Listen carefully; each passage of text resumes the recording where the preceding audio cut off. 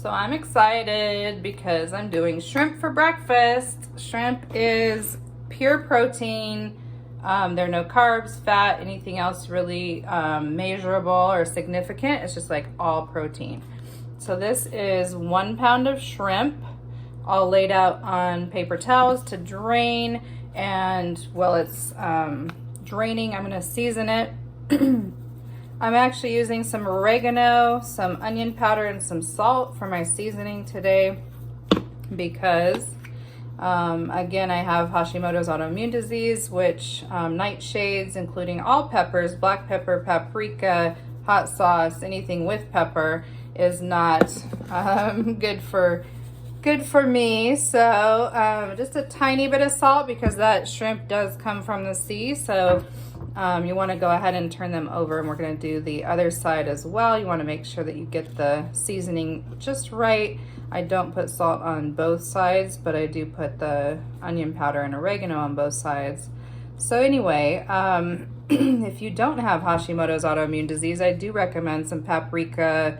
You can cheat the system and just use the seasoning salt if you want, because that basically has all these things, the onion powder, the salt, the paprika, black pepper, and some garlic powder in there, like Lowry seasoning salt. If you read the ingredients, it's basically just herbs and seasonings that you can buy separate that are just all blended together. That's what seasoning salt is. So anyway, you can just break apart all those ingredients, make your own seasoning salt if you can't have some of those things.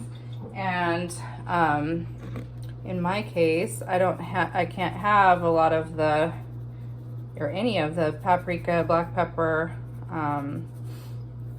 Cajun seasoning. All of those things have peppers in them, so can't have any of the pre-blended stuff. So after your shrimp is seasoned, we're gonna jump over here and do a little bit of garlic prep and lemon juice prep.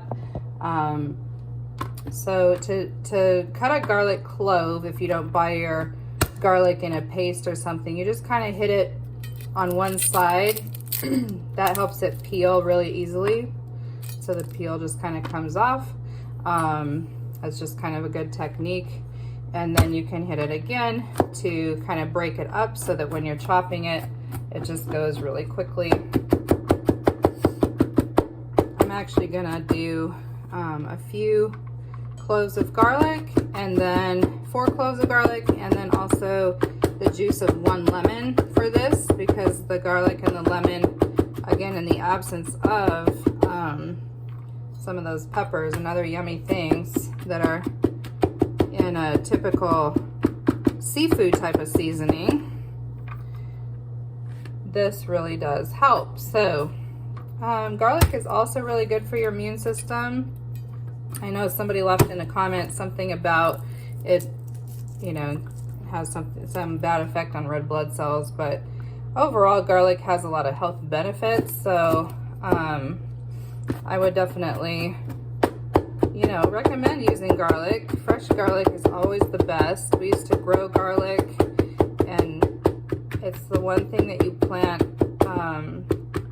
in the fall or spring instead of, because it's a bulb. So like when you're going to plant your tulips, you can plant your garlic instead of planting it in the summer with the other like seeds and things like that. So since it's a bulb, you plant it at a different time, and you can actually take this garlic bulb and take these little cloves out and plant. Each one will grow, a garlic plant. It grows out of this side, and this is where the root comes out.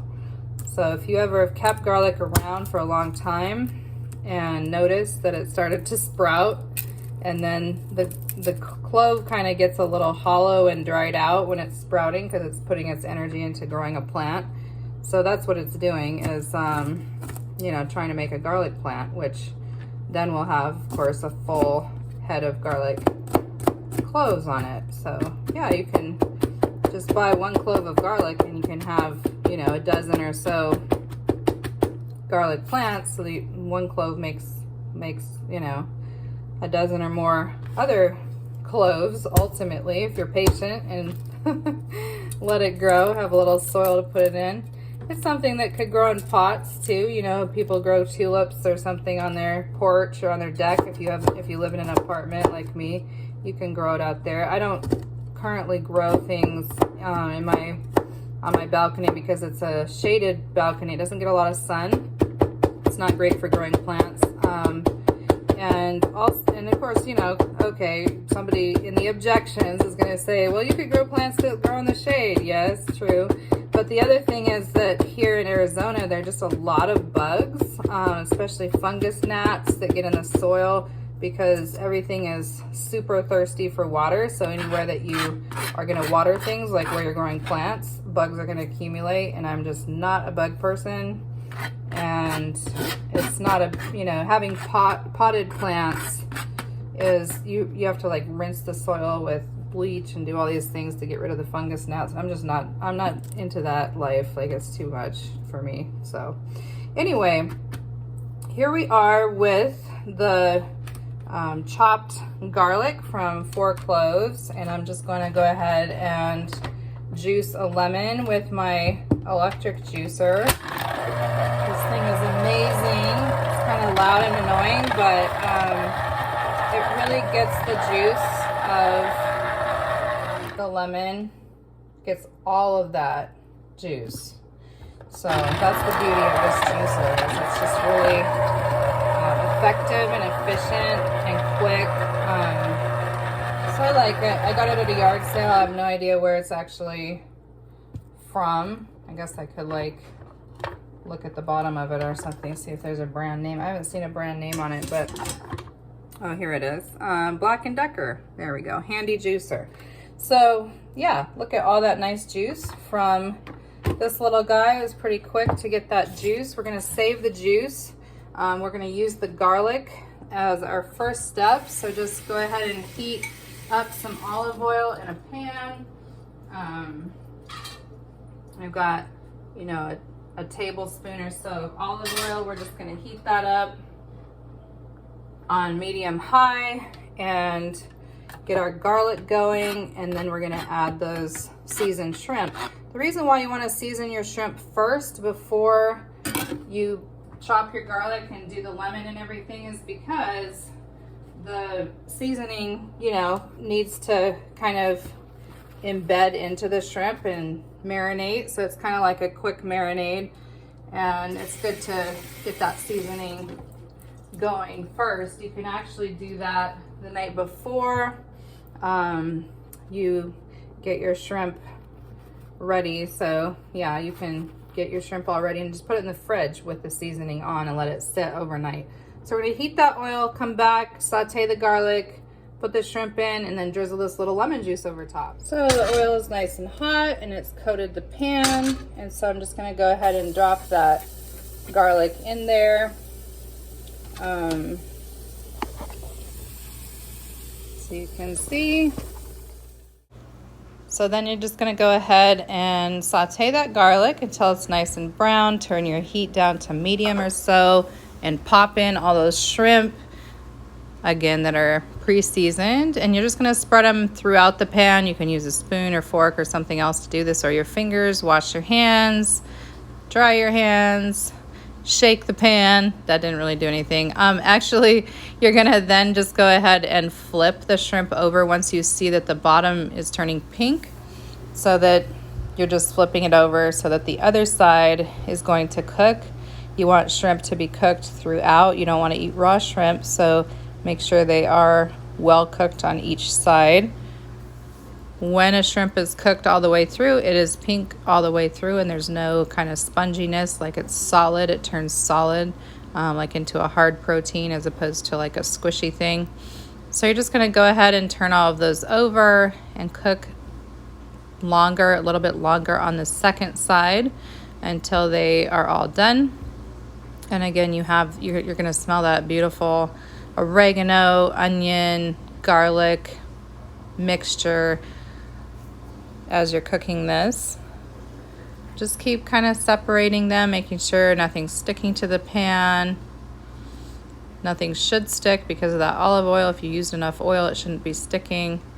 And the reason why we drain the shrimp on that paper towel is to dry them off, because you don't want, these were previously frozen shrimp, and so they typically, when they thaw, they kind of have a lot of moisture, and that is not conducive to cooking. Like if you want it to cook well in the oil, you really need to have them drained and dried off. A little better angle to see this, a little more close up to see that nice little sizzle.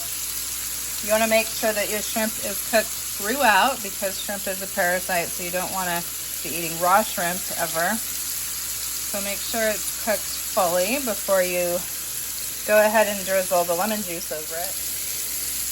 So this all looks amazing, looks delicious, looks like it is done. So we're gonna just go ahead and drizzle that lemon juice over the top.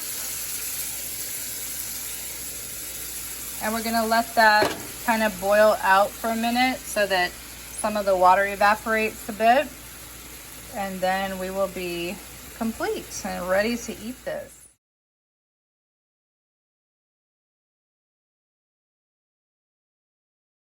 So it'll take a few minutes for all of that liquid to kind of evaporate and boil out. If you don't want to use that much lemon juice, you do not absolutely have to use the whole lemon. You can use no lemon juice if you don't like that sour acidity. But in any case, just go ahead and use however much you want to taste, and whenever the liquid's boiled out, you'll have a nice kind of gravy with your shrimp, because it'll kind of be like a sauce or a gravy that is made with the lemon juice kind of thickening with the garlic and the seasonings and the shrimp on the bottom of the pan. So that is all evaporated and looking good. And we're gonna just go ahead and dump that into a nice little bowl. Franklin made this bowl in high school in ceramics class. Notice that when you add a pop of green, what that is, that's a complementary color. That's the only reason I didn't have any leaves like parsley. But if you just add these are green onions, any kind of green will make your dish look better, even if you're not gonna eat that garnish. That's the purpose of the green garnish. Anyway, here are the macros for this shrimp, and you're going to add probably about 5 grams of fat to that with the amount of olive oil you're going to eat with a serving. So yeah, this is a serving size of 8 ounces of shrimp, and the protein and the carbs and the fat grams and the calories listed here. So all that's left is just to blow off a piece. Make sure it's not too hot to pop in your mouth. Pop it in the mouth, eat it. It's delicious. It's gonna be an amazing breakfast choice. I like to have this with green tea in the morning. So yeah, enjoy.